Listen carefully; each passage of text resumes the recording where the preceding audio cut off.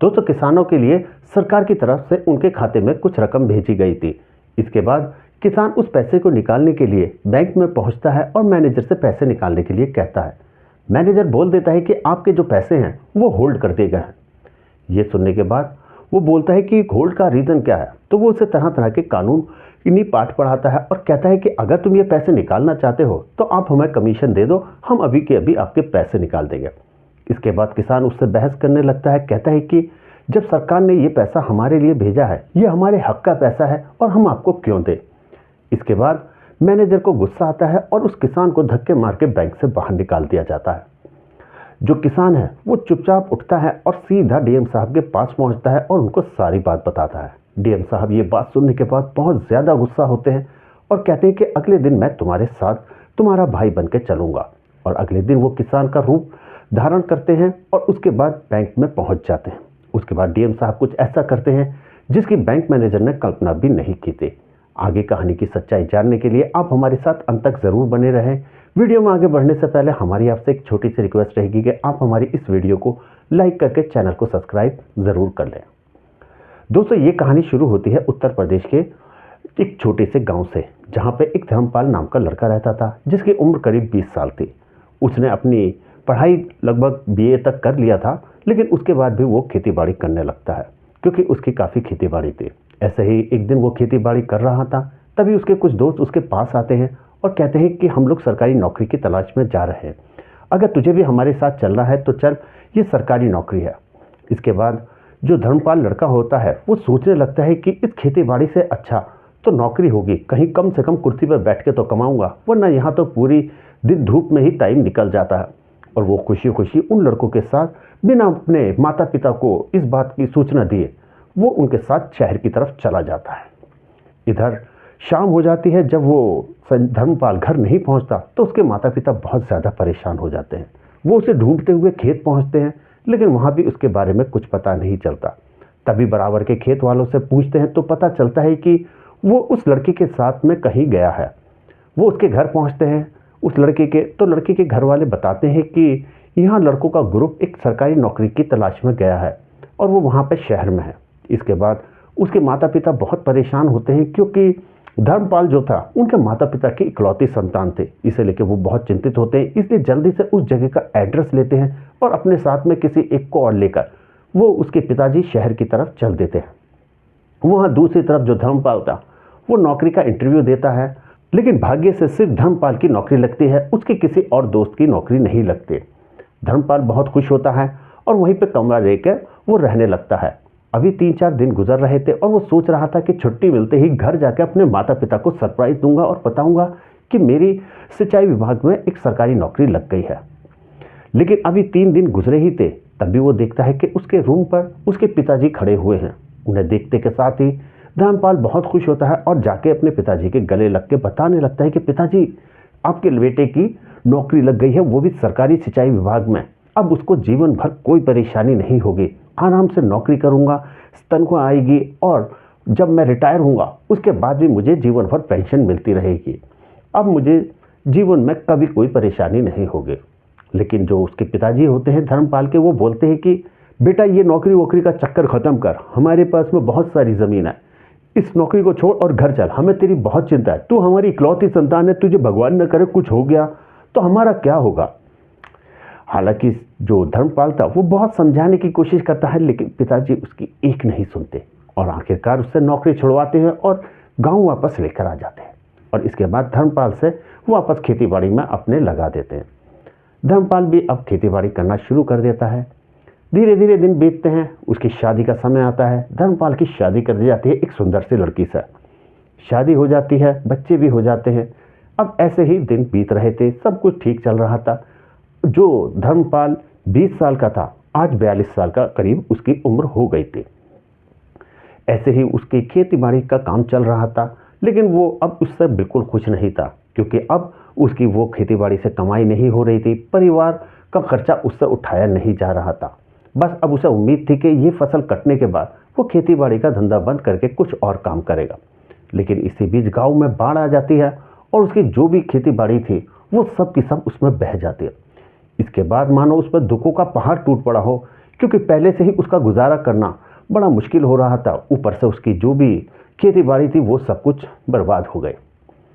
ऐसे ही एक दिन उसको पता चलता है कि जिन जिन की फसल बाढ़ में नष्ट हुई है उनके लिए सरकार की तरफ से योजना आई है और उनके खाते में पैसे भेजे गए हैं। ये बात जब पता चलती है तो वो बहुत खुश होता है और सोचता है कि जल्दी से बैंक से पैसे निकाल कर अब मैं इनका कुछ अपना इंतज़ाम कर लेता हूँ। वो सीधा बैंक में पहुँचता है। बैंक मैनेजर से कहता है कि मेरे खाते में पैसे आए, आप मुझे निकाल दीजिए। इसके बाद बैंक मैनेजर उसे चेक करता है और कहता है कि आपका खाता होल्ड हो गया है। ये सुनने के बाद वो कहता है वो क्यों? तो उसके बाद वो उसे कुछ चीज़ें कानूनी पाठ उसे पढ़ाने लगता है, ये कमी है, ये कमी है, और अगर तुम ये चाहते हो कि तुम्हारे खाते से पैसे निकाल दिए जाएं तो आप एक काम करो, हमें कुछ कमीशन दे दो। ये सुनने के बाद जो धर्मपाल है वो कहता है कि ऐसे क्या हो, क्यों दे दूँ? सरकार है, सरकार ने हमारे हक का पैसा भेजा है, हमारे जो फसल थी वो बाढ़ में नष्ट हो गई थी, जिसके बदले अब ये पैसे मिले हैं, और अगर हम वो भी हम तुम्हें दे देंगे उसमें से कमीशन, तो हमें बचेगा क्या? तो बैंक मैनेजर कहता है कि अगर तुम मुझे पैसे नहीं दोगे तो मैं तुम्हारी जो भी अकाउंट में पैसे हैं सबको होल्ड कर दूंगा, और जब तक मैं नहीं चाहूँगा ये नहीं निकले। इसके बाद क्योंकि धर्मपाल था, जो थोड़ा पढ़ा लिखा था, वो जानता था, वो कहता है ऐसा कोई कानून नहीं है और ऐसा कोई नियम नहीं है, अब से पहले भी हमने कई बार पैसे निकाले हैं, सीधा जाओ बैंक में और पैसे लेकर आ जाओ।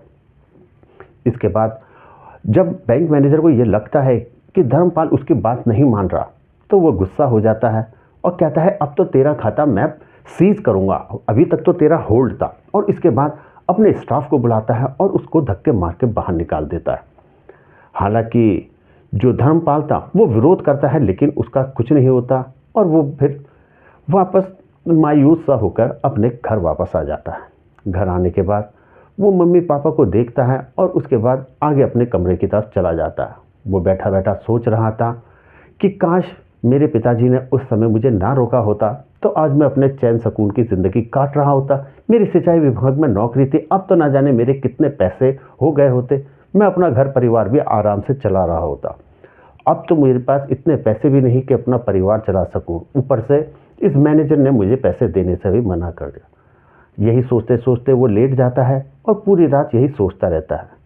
तभी उसको ध्यान आता है कि ये शिकायत लेके मुझे डीएम साहब के पास जाना चाहिए, शायद वो हमारी कुछ मदद कर दे, क्योंकि वो पढ़ा लिखा था और जानता था कि ऐसे अफसरों की, ऐसे अधिकारियों की शिकायत ज़रूर करनी चाहिए ताकि इन पर उचित कार्रवाई हो सके। इसके बाद वो उठता है अगले दिन और सीधा डीएम साहब के पास पहुंचता है। डीएम साहब से कहता है कि सर मैं इस किसान हूँ एक, और मेरे कुछ पैसे खाते में आए थे जिसे बैंक मैनेजर नहीं दे रहा। तो डीएम साहब कहते हैं कि अरे ऐसा कैसे नहीं देगा, आप जाओ और बैंक से निकाल के ले आओ। इसके बाद वो बताता है कि नहीं, मैं बैंक गया था और बैंक में जाने के बाद उन्होंने कहा कि तुम्हारा खाता सीज है और अगर तुम चाहते हो कि तुम्हारे पैसे निकाल दिए जाएं तो इसके बदले तुम्हें मुझे कुछ कमीशन देना होगा, वरना तुम्हारा खाता मैं परमानेंटली सीज कर दूंगा, अभी तो तुम्हारा होल्ड है। अब ये सुनने के बाद डीएम साहब को बहुत ज़्यादा गुस्सा आता है और सोचने लगते हैं कि ऐसा कैसे हो सकता है, गरीब किसान के पैसे ये इस तरह से क्यों मार रहे हैं। इन अधिकारियों को तो इन लोगों की सेवा के लिए बिठाया गया है, गरीब मजबूर परेशान लोगों की सेवा करनी चाहिए, लेकिन ये इनसे कमीशन मांग रहे हैं। ये सुनने के बाद डीएम साहब कहते हैं कि तुम परेशान मत हो, एक काम करो, मैं तुम्हारे साथ तुम्हारा भाई बन के चलूँगा और मैं देखता हूँ कि वो पैसे तुम्हारे कैसे नहीं देता। इसके बाद जो डीएम साहब होते हैं वो अब सबसे पहले अपनी गेटअप को बदलते हैं और एक किसान का गेटअप कर लेते हैं और अपने यहाँ की शर्ट की बटन में एक खुफिया कैमरा भी लगाते हैं ताकि बैंक मैनेजर की सारी करतूत उसमें साफ साफ रिकॉर्ड हो सके। और ये करने के बाद वो उसके साथ में बैंक में पहुँचते हैं, लेकिन वो पहले ही जो किसान धर्मपाल था उससे कह देते हैं कि तुम गलती से भी यहाँ पे ये मत बोलना कि मैं डीएम हूँ, और तुम जाके सीधा उससे बात करना। इसके बाद वो जो किसान होता है वो बैंक मैनेजर के पास पहुंचता है और मैनेजर से कहता है कि साहब मेरे पैसे निकाल दीजिए। मैनेजर मुंह उठा के जैसे ही देखता है तो कहता है कि अरे तू फिर रह गया, तुझे बताया था ना कि ऐसे पैसे नहीं निकलेंगे, तेरा खाता होल्ड पर है, अगर तुझे पैसे निकालने हैं तो कुछ कमीशन देना पड़ेगा। अब ये सुनने के बाद जो डीएम साहब थे वो बराबर में खड़े हुए ये सब कुछ देख रहे थे। वो पूछते हैं कि साहब क्या कमीशन देना पड़ेगा, मैं कुछ समझा नहीं। तो जो बैंक मैनेजर है वो मुंह टेढ़ा करके उस डीएम साहब की तरफ देखते हुए कहता है कि तू कौन है, तू भी किसान है क्या? वो कहते हैं कि हाँ मैं भी किसान हूँ और ये मेरे भाई हैं, इन्होंने बताया थे कि पैसे नहीं निकल पा रहे हैं, खाता होल्ड पर है, तो वही जानने के लिए मैं आया हूँ। तो इसके बाद मैनेजर उनको तरह तरह की कानूनी पाठ पढ़ाने लगता है कि इनका खाते में ये प्रॉब्लम है, ये प्रॉब्लम है और इनके पैसे नहीं निकल पाएंगे। तो वो बोलता है कि ऐसा तो अब से पहले कभी नहीं हुआ, क्योंकि डीएम साहब सारी कानूनी कार्रवाई जानते थे और वो एक एक सवाल का बहुत अच्छा जवाब दे रहे थे। मैनेजर के पास कोई जवाब नहीं होता तो वो गुस्सा हो जाता। वो कहता है कि देख, तुझे अब मैं साफ साफ बताता हूँ, अगर तुझे ये पैसे निकालने हैं तो तुझे मुझे कमीशन देना पड़ेगा, वरना मैं तेरा खाता परमानेंटली सीज कर दूंगा। अब इसके बाद डीएम साहब का पारा 7वें आसमान पर पहुंच जाता है। हाँ, फिर भी वो अपने आप में संयम रखते हैं और वो देखना चाहते थे कि ये क्या करता है। इसके बाद मैनेजर साहब से बोलता है कि मैनेजर साहब, ऐसे कैसे हो सकता है, हम पैसे आपको क्यों दें, ये हक का हमारा पैसा है और आपको तो सरकार की तरफ से सैलरी मिलती है, जिस काम के लिए आपको बिठाया गया है आप वो काम तो कर नहीं रहे। अब ये सुनने के बाद जो मैनेजर होता है वो भी बहुत ज़्यादा गुस्सा होता है। वो टेबल पर हाथ पटकते हुए खड़ा होता है, कहता है कि अब तू हमें बताएगा कि हमें किस तरीके से काम करना है और कैसे काम नहीं करना। अब मैं तुझे बताता हूँ, देख हम कैसे काम करते हैं। अब तू कमीशन भी देगा तो भी पैसे नहीं निकालूंगा और इसका खाता मैं परमानेंटली सीज कर दूंगा, ताकि भविष्य में आने वाले पैसे भी अब इसे कभी नहीं मिल पाएंगे। इसके बाद वो कुछ अपने स्टाफ को फिर से आवाज़ देता है और उन्हें बुला के बोलता है कि इन दोनों को धक्के मार के बैंक से बाहर निकाल दो और दोबारा कभी आए तो बिल्कुल घुसने मत देना। लेकिन जैसे ही वो स्टाफ उनकी तरफ को आगे बढ़ता है, तभी डीएम साहब जल्दी से अपने पॉकेट में रखे हुए आईडी कार्ड को निकाल के उन सबको दिखाने लगते हैं। बोलते हैं कि कोई भी हरकत करने से पहले इस कार्ड को बहुत अच्छी तरह से देख लो, उसके बाद ही कुछ बोलना।